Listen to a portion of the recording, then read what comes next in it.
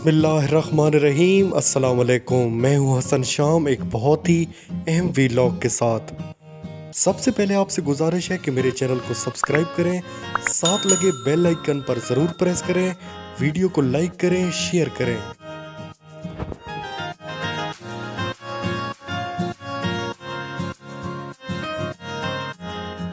कल Asia cup 2022 के final match में श्रीलंका ने पाकिस्तान को 23 रन से शिकस्त देकर एशिया कप जीत लिया। मैंने अपने एक वीलॉग में कहा था कि पाक श्रीलंका सुपर 4 का मैच फाइनल का फैसला कर देगा कि कौन सी टीम जीतने की पोजीशन में है। कल के वीलॉग में कहा था कि फखर जमान को रिजवान के साथ ओपनिंग कराई जाए। अगर बाबर आजम को ओपनिंग में प्रॉब्लम हो रही है तो बाबर आजम को 1 डाउन पोजीशन पर खेलना चाहिए। आगे T20 वर्ल्ड कप आ रहा है, फिर उसके बाद 2023 का वर्ल्ड कप। पाकिस्तान को अभी से अपनी गलतियों पर काबू पाना होगा। श्रीलंका ने इस टूर्नामेंट में बहुत अच्छी क्रिकेट खेली है।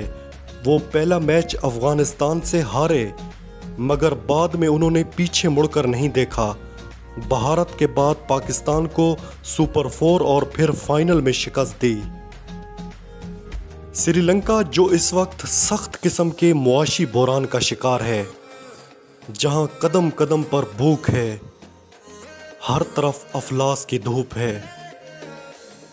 श्रीलंका पर भी पिछले 20 साल से एक ताकतवर खानदान इक़्तिदार पर काबिज था। ये खानदान दिन ब दिन अमीर और मुल्क गरीब से गरीब तर होता चला गया, और आखिरकार इस खानदान ने श्रीलंका का दिवालिया निकाल कर रख दिया और श्रीलंका की आवाम सड़कों पर निकल आई। शदीद किस्म के हंगामे शुरू हो गए। इस वक्त श्रीलंका मुश्किल तरीन हालात से दोचार है। श्रीलंका की क्रिकेट टीम पहले जैसी मजबूत टीम नहीं समझी जाती, जैसे अर्जुना रानाटुंगा, अरविंदा डिसिल्वा, सनत जयसूर्या, संगाकारा और मुरलीधरन के दौर में थी। मगर इस वक्त श्रीलंका के खिलाड़ी मुल्क के हालात देखकर सख्त मेहनत कर रहे हैं। श्रीलंका पर इस वक्त मुश्किल वक्त है। ऐसी कामयाबी श्रीलंकन अवाम के लिए एक बड़ा सरप्राइज है। याद रखें, जब भी किसी मुल्क पर चंद खानदानों का कब्जा होगा, वो मुल्क आगे नहीं बढ़ सकते। आप मवाजना करके देख लें कि चंद खानदान कितने अमीर हैं, दौलतमंद हैं और ताकतवर हैं। दूसरी तरफ 22 करोड़ अवाम की क्या हालत है। अब आते हैं, कल तहरीक इंसाफ के चेयरमैन ने दूसरा बड़ा टेलीथॉन किया। इस टेलीथॉन में 5 अरब से ज़्यादा रकम जमा हुई। कल के टेलीथॉन के दौरान जो जालिमाना रवैया इस इम्पोर्टेड हुकूमत ने इख्तियार किया, वो काबिल अफसोस है। सैलाब ज़दगान की मदद के लिए जैसे ही ये टेलीथॉन शुरू हुई तो वो तमाम चैनल्स बंद कर दिए गए जो इस टेलीथॉन को लाइव नशर कर रहे थे। सैलाब ज़दगान की मदद के लिए जैसे ही ये टेलीथॉन शुरू हुई तो वो तमाम चैनल्स बंद कर दिए गए जो इस टेलीथॉन को लाइव नशर कर रहे थे। चेयरमैन तहरीक इंसाफ इमरान खान ने इस टेलीथॉन के दौरान अफसोस का इजहार किया। उन्होंने कहा, यह हुकूमत सैलाब मुतासरीन पर सियासत कर रही है। इन्होंने टेलीथॉन के दौरान चैनल्स को धमकियां दी हैं।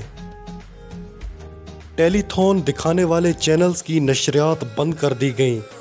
हम अपने लोगों की मदद के लिए पैसा जमा कर रहे हैं और ये हुकूमत उसे रोकना चाहती है। मैंने आज तक ऐसी बेहिस हुकूमत नहीं देखी। मेरे पाकिस्तानियों, ये सारे हथकंडे अपनाने के बाद भी इस टेलीथॉन में 5 अरब से जायद रकम जमा हुई है। ये आज की दुनिया को भी 80 और 90 की दिहाई समझ रहे हैं। इन्होंने सोशल मीडिया को रेडियो समझ रखा है। ये आज भी दुनिया को PTV का 9 वाला खबरनामा समझते हैं। इनको शायद अंदाज़ा नहीं है कि अब दुनिया बदल चुकी है। यानी संगदिली और बेहिसी की इंतहा देखें। ये रकम लाइव सैलाब ज़दगान की मदद के लिए जमा की जा रही होती है, जिससे सैलाब मुतासरीन को फ़ायदा मिलना है। और आप ये देखें कि लोगों को इमरान खान पर ट्रस्ट कितना है। ट्रस्ट के बगैर कोई किसी को 100 रुपये नहीं देता। और यहाँ लोगों ने 10 अरब से ज़ायद रकम इमरान खान के हवाले कर दी है। ये तो वो रकम है जो लाइव टेलीथॉन के दौरान जमा हुई, और जो बैंक अकाउंट्स वगैरह के ज़रिए जमा हो रही है वो अलग है। अगर आपको भी खुद पर इतना एतमाद है तो नवाज शरीफ, शहबाज शरीफ, आसिफ जरदारी, मौलाना फजल रहमान भी एक टेलीथॉन करके देख लें। मेरे पाकिस्तानियों, याद रख लें, ये लोग अपने आप को बड़ी तबाही की तरफ लेकर जा रहे हैं। इन्होंने लोगों के दिलों में अपने लिए नफरत भर दी है, और अब ये नफरत हकारत और कराहत में बदलने जा रही है। अब तक के लिए इतना ही। अपना ख्याल रखिएगा। अल्लाह हाफिज।